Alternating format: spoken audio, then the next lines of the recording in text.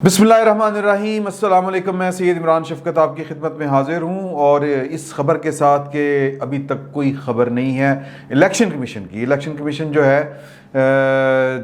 इधर फैसला आया और उधर घोड़े दौड़ा के सुप्रीम कोर्ट से मतलब वो क्या कहते हैं सुल्तान रही टाइप घोड़े दौड़ाते हुए जो हुकूमत के जो वज़रा हैं वो मतलब क्या कह लें कि कोई शायद कोई पीछे रह गया हो। बाबर अवान और जनाब वज़ीर science and technology Fawad Chaudhry साहब, शफ़क़त महमूद साहब, पता नहीं केड़ा केड़ा, और वो जो है हेकालान वाले कि जी बादशाह सलामत आ रहे हैं, ज़िले सुबहानी कंदील नूरानी, बादशाहों के दरबार में होते थे ना इस तरह की हेकें लगाने वाले, वो फैसल जावेद साहब हैं हमारे। उनको सिर्फ इस बुनियाद पर टिकट मिल गया सेनेट के इलेक्शन, सेनेट का या सेनेटर बन गए कि वो वज़ीर आज़म का आने का जो इस्तकबालिया ऐलान होता था वो बड़ा शानदार किया करते थे। वज़ीर आज़म का क्या, इमरान खान साहब का। बहरहाल उधर बैठ के वो फ़ौरन पहुँचे चीफ़ इलेक्शन कमिश्नर के पास और उनको जनाब एक हुक्मनामा, एक तो सुप्रीम कोर्ट ने एक जो मैं उस हुक्म को या उस राय को, उस राय के ऊपर जो मेरी राय है वो बड़ी गलत है, तो वो मैं कंटेम्पचुअस कोई काम नहीं करना चाहता, उस पर ज़रा तहसीब और तमीज़ के दायरे में रह के बात मज़ीद करते हैं। लेकिन वो तो था, वो हुक्म, वो राय तो थी, वो तो है, लेकिन ये जो हुकूमती वज़रा हैं ये शिबली फराज टाइप ये भी करो, ये भी करो, ये भी करो, इलेक्शन कमीशन को ऑर्डर जारी कर रहे थे। वहाँ पे पहुँच के उन्होंने कहा कि यार हमने जो करना है वो हमने पता है हमने क्या करना है, तो तुसी शाबाश घर जाओ नीवे नीवे होके। तो बाहर खड़े होकर उन्होंने प्रेस कॉन्फ्रेंस वगैरह करके तो अपने जनाब ये भी हो सकता है ट्रैकर भी लगाया जा सकता है, वो बार कोड भी लगाया जा सकता है, और ये कि मतलब ये अपनी तशरीहात के जी कि वोट का तो पॉलिटिकल पार्टीज़ को तो पता नहीं होना चाहिए, अलबत्ता इलेक्शन कमीशन को पता होना चाहिए। क्यों पता होना चाहिए, ये सवाल पूछने वाला है। और ये अगेन मैंने बार बार बात आपसे की, पहले भी जो गुजारिश की थी वो यही की थी कि यार कि ये जो बॉल है ये सुप्रीम कोर्ट ने उठा के भेज दी है इलेक्शन कमीशन के पास, और इलेक्शन कमीशन अभी तक इस फैसले के ऊपर चुप है। चुप का जो मतलब है वो ये समझा जाएगा फिल वक्त, अभी तक तो वो चुप है, और उसका मतलब ये है कि जो उन्होंने शेड्यूल जारी किया हुआ है उसी के मुताबिक इलेक्शन होंगे। इसका एक सादा सा मतलब ये है। और अगर उन्होंने कुछ सोचना सोचाना है, कोई बातशात करनी है, तो वो अल्लाह बेहतर जानता है, वो हो सकता है कल सुबह कर दें या हो सकता है बिल्कुल ना करें। वो जो भी करेंगे, जो कह लें कि एक तो उन्होंने जो स्टैंड लिया हुआ था सुप्रीम कोर्ट में, जो तहरीरी तौर पर इस ऑर्डर का हिस्सा भी है कि सुप्रीम कोर्ट ने के सामने जो इलेक्शन कमिश्नर हैं उन्होंने क्या कहा और क्या नहीं कहा, और उनका मतमा नज़र क्या था, वो पाकिस्तान के दस्तूर को किस तरह से समझते हैं, किस तरह से इंटरप्रेट करते हैं, और वो जो 218 वाली बातें हैं और वो फलानी बातें, वो मैं आगे चल के आपको बताता हूँ कि वो क्या फटकारी है। फिल वक्त ये कहने में हमें कोई मतलब कह रहे कोई चाका नहीं आना चाहिए, कोई दो राय इस पे है ही नहीं कि अगर सुप्रीम कोर्ट का फैसला आने के बाद भी इस वक्त इलेक्शन कमीशन खामोश है तो फिर इसका मतलब ये है यार अभी तक उसने कोई जवाब नहीं दिया। तो इसका मतलब ये दो हो सकते हैं ना कि या तो वो जजमेंट को पूरी, या जो राय है, वैसे तो राय में और तजवीज़ में फ़र्क होता है, वो भी आगे चल के बात करते हैं कि यार कि ये सुप्रीम कोर्ट का जो डॉक्यूमेंट है राय की सूरत में सामने आया है, इसको ये भी देखना पड़ेगा कि उनकी राय कितनी क्या बाइंडिंग होती है कि नहीं होती। फैसला तो बाइंडिंग होता है ना, लेकिन राय क्या बाइंडिंग होती है या नहीं होती। राय तो का मतलब तो ये होता है कि मनी ना मनी, और हुक्म का मतलब होता है कि ऑर्डर है जनाब, हुक्म लागू होगा, वरना आपके ख़िलाफ़ तौहीन अदालत लगेगी। तो अटॉर्नी जनरल साहब तो कह रहे हैं कि जनाब, और कामरान खान साहब हमारे द ग्रेट, उनको जो चुल आई हुई है कि जनाब के फौरी तौर पर तौहीन अदालत से बचने के लिए वो कोई बार कोड लगाएं, जो भी करना है वो अहकामात या मशवरा दे रहे हैं इलेक्शन कमिश्नर को। तो लेकिन इसका भी फैसला होना बाकी है कि राय की क्या कानूनी हैसियत है। राय का मतलब होता है कि जनाब मतलब जो एक आम दिमाग है, जो सुप्रीम कोर्ट की राय वाली पोजीशन है, वो मेरा ख्याल है कि वो बाइंडिंग नहीं होती कि वो जनाब कानून या फैसला की तरह नाफिज होगा। बहरहाल ये होना है नहीं होना ये बात की बात है। दूसरा कि वो पढ़ रहे होंगे कि यार एच की मतलब साढ़े वास्ते की हुक्म है, क्या हमने कंसीव करना और क्या करना है, या हमें जो राय वो दी है क्या वो राय बनती भी है कि नहीं बनती।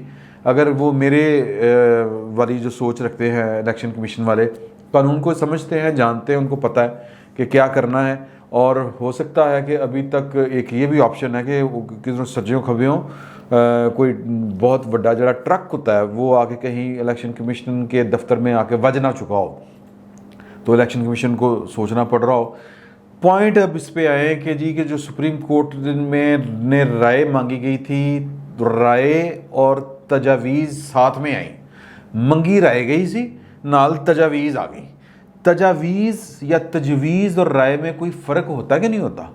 राय होती है कि जी कि ये जिस तरह बड़ा दो टोक उन्होंने कहा जस्टिस याहिया अफरीदी ने कि जनाब कि ये आइन के आर्टिकल 186 के तहत ये मैटर मेंटेनेबल ही नहीं है, जिसको हम कहते हैं कि ये काबिल समात ही नहीं है, इस पर राय देनी बनती नहीं है क्योंकि इसमें कोई बहाम है ही नहीं। तो उन्होंने सदर को वापस भिजवा दिया, वो अकेले का फैसला है। और बाकी जो हमारे 4 जज साहिबान हैं उन्होंने मतलब ये है कि पहिया ईजाद करने की कोशिश की है मेरे ख्याल में, कि एक लिखी पढ़ी चीज़ को उन्होंने दोबारा से री इन्वेंट कि नहीं ये होता है। मतलब वो असल में जो टेक्निकल बात है वो हमारे उस्ताद मोहतरम है सईद चोई साहब, उनका वीलॉग आ चुका है, वो आप देखें क्या कमाल की उन्होंने इसको खोल के बयान किया है, इसकी तशरीहात को। नुशेरवा साहब के साथ वो करते हैं, नुशेरवा वैसे चलो ਉਹਦੇ बारे फिर गल करांगे।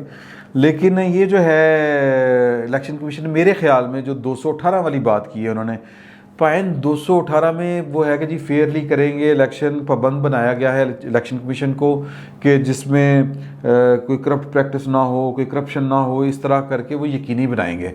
लेकिन वो जो तजावीज़ आ गई राय के साथ कि इसको इलेक्ट्रॉनिक कोई या डिजिटल कर लें, टेक्नोलॉजी का इस्तेमाल कर लें, ये कर लें, ये अब सुप्रीम कोर्ट के क्या जजों को समझाना पड़ेगा कि आइन की जो ये तशरीह करें इसके लिए कानून साजी करनी पड़ेगी। और कानून साजी जो है वो अल्लाह आपका भला करे, ये जो काम है पार्लियामेंट का काम है, ये इलेक्शन कमीशन नहीं कर सकता, ये अदालत उज़्मा भी नहीं कर सकती, ना उज़्मा कर सकती है ना आलिया कर सकती है, दोनों नहीं कर सकती। ये काम जो है ये पार्लियामेंट का है। तो फिर उसके नीचे ये जो है ना इस्लाहात हो रही है बेसिकली, लेकिन जो सुप्रीम कोर्ट फरमा रही है कि टेक्नोलॉजी यूज़ कर लें, ये राय नहीं, ये तजवीज़ है। और जो तजवीज़ बगैर मांगे का मशवरा जिसको कहते हैं, तो बहरहाल उसके लिए कानून बनाना पड़ेगा। एवं नहीं होता कि जी वो सुप्रीम कोर्ट ने क्या कराए तजवीज़ दी है कि यार मशीना ला लो ना इतने, मतलब फलानी चीज़ ला लो, तो भाई एवं नहीं लग जाती, वो उसके लिए कानून बनाना पड़ेगा, कानून के नीचे ज़ाब्ते बनाना पड़ेंगे, फिर जाके आप कोई जो टेक्नोलॉजी है उसको यूज़ कर सकते हैं। वैसे क़यामत की आई हुई है, मुझे तो ये प्रॉब्लम नहीं समझ आ रही।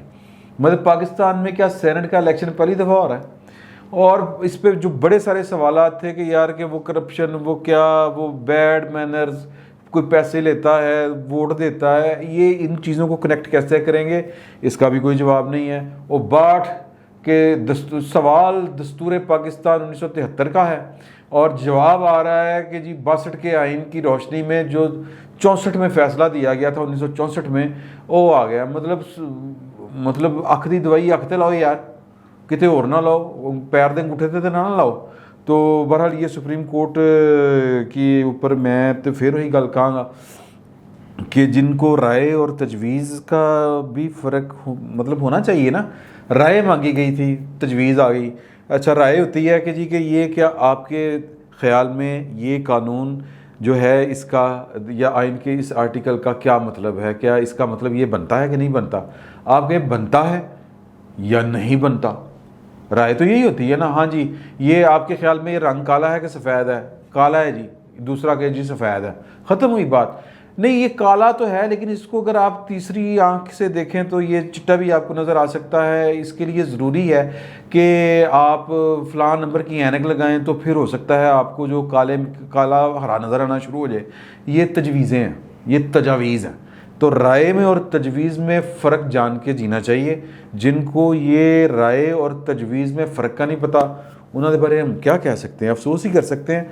तो सुप्रीम कोर्ट का जो की राय है, ये एक खालिस्तन एक मशावरती उसका जो एक हिस्सा है, मतलब अदालत उज़्मा का, और वो मशावरती हिस्सा जो है वो अदालती हिस्सा नहीं होता।